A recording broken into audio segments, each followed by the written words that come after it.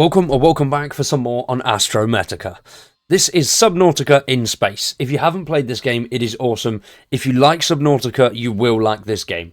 This is very early stages of the game at the moment, but it is out and available on Steam. You can buy this now for $16.75. They're continuing to work on the game and push updates out for it. There's loads and loads of cool stuff in the base game already. Since then, they've done a couple of small updates, but this next one is going to be insane. It is coming out, hopefully, at the end of this month. The April devlog will show everything that is in this. We've already covered it very briefly because we didn't have much news. But there's a lot of cool stuff. Things like a new storage system, new asteroid belts. There's loads and loads of stuff in here. Research, trading, there's new mining areas, new ways to sit, asteroid caves, new enemies, new tools. Loads of cool stuff is in this update and I cannot wait for it to come out. The team have said that hopefully it will be coming towards the end of April. Now, they have said it may change a little depending on how things go during their final test. But hopefully, things go well and this comes out relatively soon. This update looks like it's going to be a whole new game in of itself. The base game has a decent chunk of content, but this one, for their first major update, is massive. They're also working on moving things through to make it easier to update later down the line.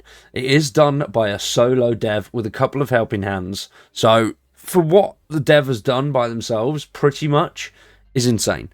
There's loads of cool stuff in this. Imagine Subnautica just being done by one person. Now let's jump in and the details of what this update has to offer. So the first major thing that they've been working on is a massive quality of life issue and something I found really annoying. And that is nearby storage building. You'll be able to take things from your storage without having to go backwards and forwards. Just go to a building machine, as you can see. Once you've got something up and running and built, if you have the required resources in a nearby storage container, it will automatically take them and allow you to update, which is really good. There's also a brand new asteroid belt. This is Theta 12, which we go to if you've played the game. The end of the game ends as you go into this asteroid belt. But now this is all going to be open and have loads and loads of new locations, secrets, and lore to it. As you can see by the images, it looks really cool, and I love the little dome things and the different coloured vehicle as well. I do like that. If you do like this belt, they have said if you stare long enough into the fog, something may stare back. There is something out there, and it's 10 times bigger than the Leviathans you've ever seen.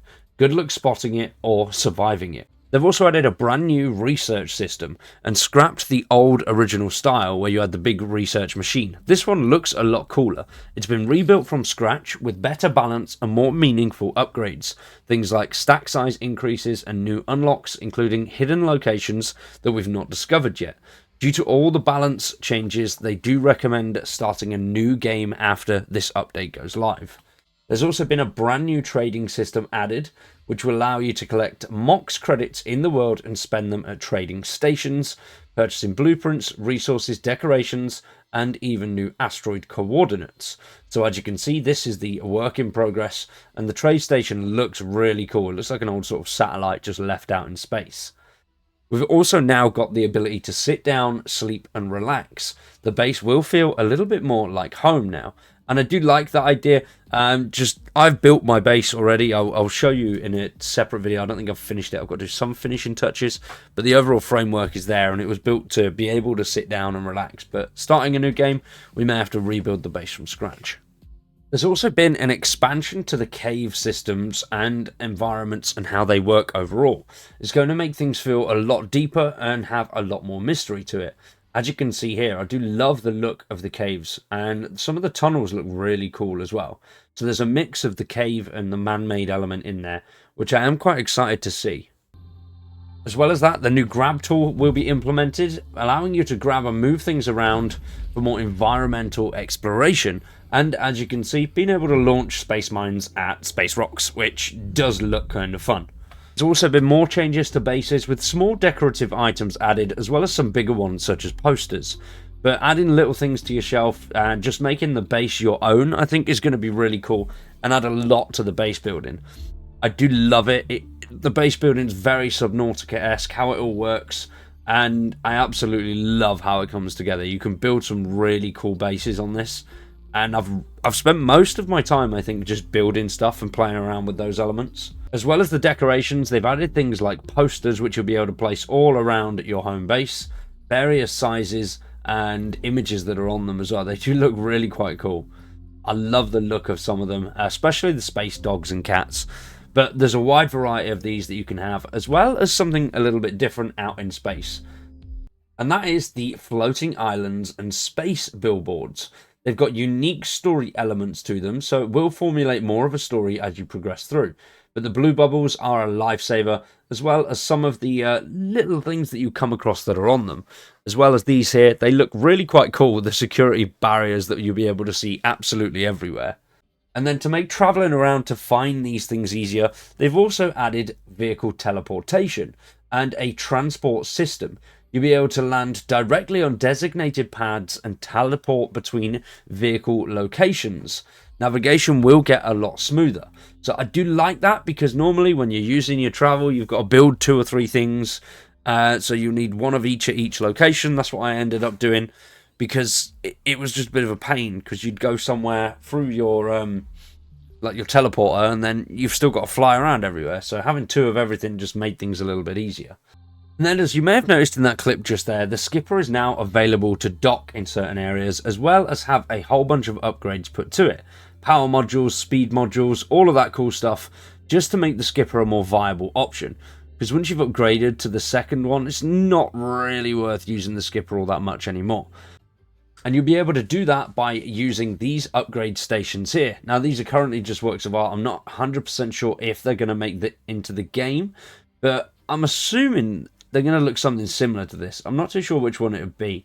I think the bottom one does look a lot cooler, and the top one looks more like some sort of auto sentry and turret.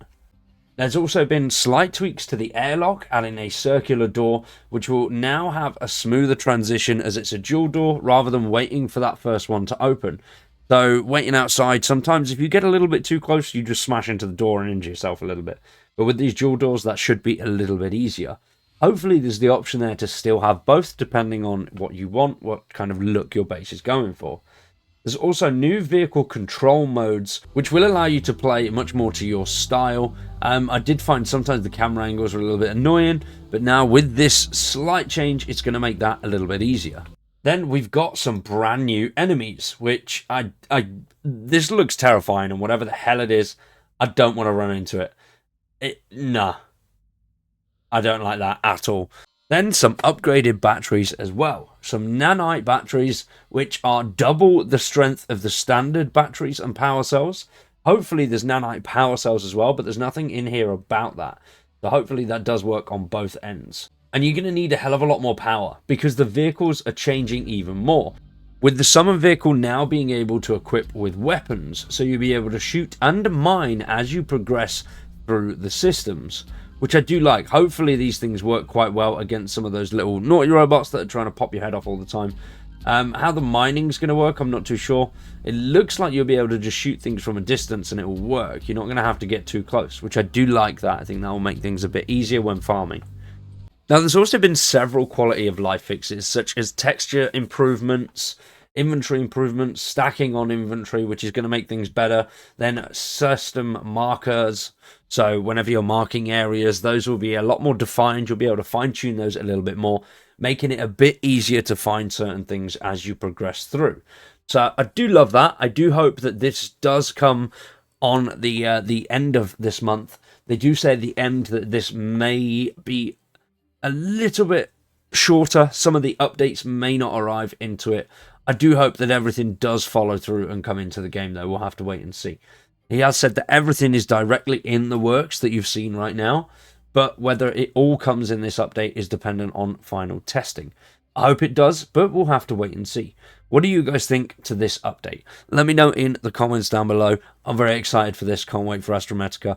We are going to start playing Forever Skies on Sunday as well. We're going to do a playthrough of that, so I'm very excited to jump back into Forever Skies and test out their new 1.0 update. For now, though, that is it from me. I've been Wired. You've been awesome. Thanks for watching, and we'll see you in the next one.